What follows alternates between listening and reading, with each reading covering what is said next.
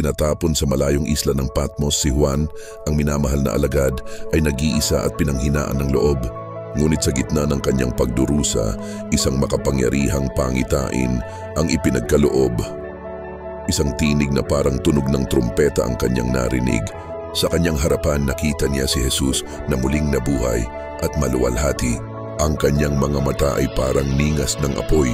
Ang kanyang mukha'y nagniningning na parang araw. Napuno ng takot si Juan at bumagsak na parang patay.